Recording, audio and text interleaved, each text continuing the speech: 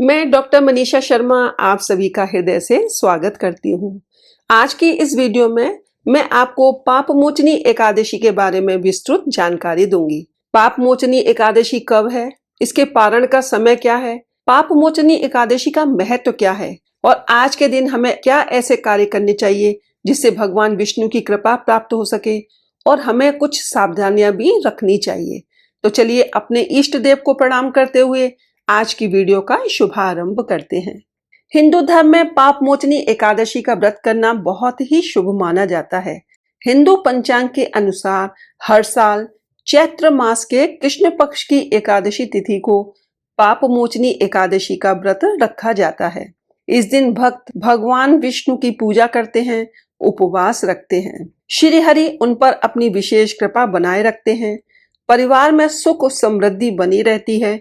इसके अलावा जीवन में आने वाली परेशानियों से छुटकारा मिलता है। पापमोचनी एकादशी को पापों का नाश करने वाली माना जाता है। इस एकादशी का मूल अर्थ है हर तरह के पाप से मुक्ति। भविष्योत्तर पुराण और हरिवासर पुराण में कहा गया है, जो व्यक्ति इस व्रत को रखता है उसे गाय दान करने के समान जितना पुण्य मिलता है। सभी पापों से मुक्ति मिलती है। एकादशी व्रत की कथा भी जरूर सुननी चाहिए।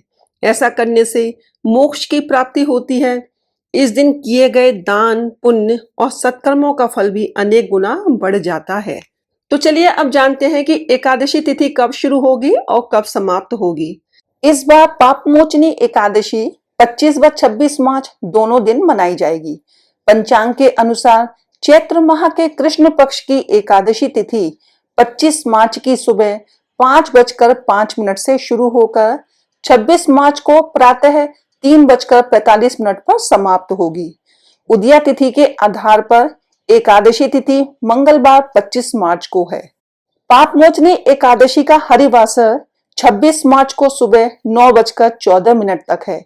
ऐसे में मंगलवार 25 मार्च को पापमोचनी एकादशी का लोग व्रत करेंगे जो सामान्य जन हैं। वहीं वैष्णव पापमोचनी एकादशी का व्रत बुधवार 26 मार्च को रखेंगे। इस्कॉन टेम्पल में पापमोचनी एकादशी का व्रत 26 मार्च को रखा जाएगा, जबकि बांके बिहारी मंदिर में 25 मार्च को पापमोचनी एकादशी का व्रत किया जा रहा है। जो लोग 25 मार्च को एकादशी का व्रत रखने वाले हैं उनके लिए पारण का समय 26 मार्च दोपहर को 1:56 से शाम को 4:23 तक रहने वाला है। वैष्णव जो पापमोचनी एकादशी व्रत का पारण करेंगे वो 27 मार्च को करेंगे। पारण का समय सुबह 6:70 से लेकर 8:45 तक का रहेगा। चलिए अब जानते हैं कि पापमोचनी एकादशी की पूजन सामग्री क्या है। पापमोचनी एकादशी पर श्री हरि विष्णु की पूजा में भगवान विष्णु की मूर्ति या तस्वीर, पुष्पमाला, नारियल, सुपारी, अनार, आंवला, लौंग, बेर, अन्य ऋतुफल, धूप, गंगाजल, पीले पुष्प, पीला चंदन, पीले रंग की मिठाई आदि होनी चाहिए। पापमोचनी एकादशी के लाभ। देखिए, पापमोचनी एकादशी का व्रत करने से पापों का नाश और आत्मशुद्धि होती है। मोक्ष की प्राप्ति की ओर कदम बढ़ता है।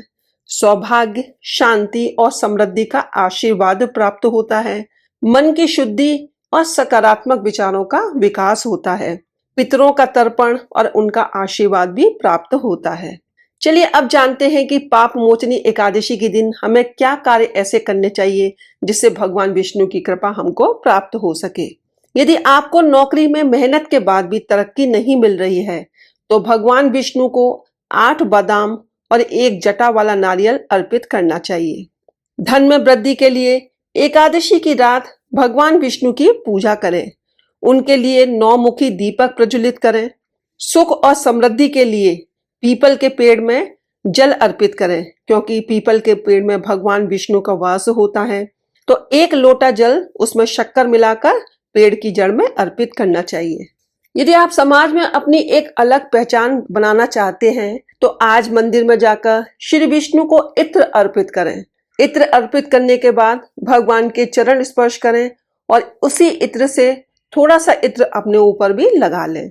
पूजा के समय भगवान विष्णु को एक हल्दी की गांठ पूजा स्थान पर रख दें और जब भी किसी विशेष काम के लिए आप घर से निकलें तो उस हल्दी की गांठ को पीले कपड़े में लपेटकर अपने पास रखकर ले जाएं।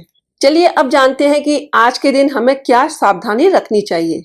देखिए, पाप मोचनी एकादशी व्रत रखने से एक दिन पूर्व यानी दशमी तिथि पर तामसिक वस्तुएं जैसे मांस, लहसुन, प्याज, मदिरा आदि का सेवन नहीं करना चाहिए। इस व्रत के दौरान दूसरों के बारे में गलत विचार मन में न आने दें। व्रत के लिए मन, कर्म और वचन में शुद्धता होनी चाहिए।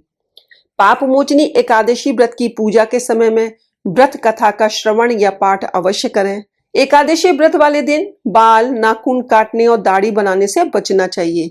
एकादशी व्रत के दिन घर में साफ सफाई ना करें। ऐसा इसलिए क्योंकि झाड़ू लगाने से सूक्ष्म जीव मर जाते हैं। जीव हत्या को भी पाप बताया गया है।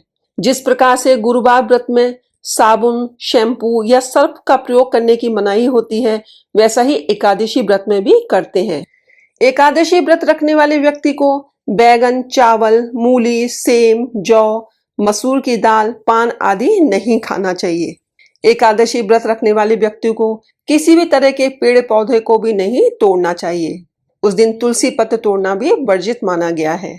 आपको एकादशी व्रत की कथा अवश्य सुननी है। ये एकादशी व्रत की कथा आपको मेरे चैनल पर उपलब्ध होगी, आप उसको वहां से श्रवण कर सकते हैं। तो आज की वीडियो में बस इतना ही। यदि आपको आज की मेरी वीडियो अच्छी लगी हो तो प्लीज वीडियो को लाइक करें, मेरे चैनल को सब्सक्राइब करें, वीडियो को शेयर करें, बेल आइकन को प्रेस करें ताकि आपको आगे आने वाले वीडियोस का नोटिफिकेशन प्राप्त हो सके। हर हर महादेव, जय भोलेनाथ।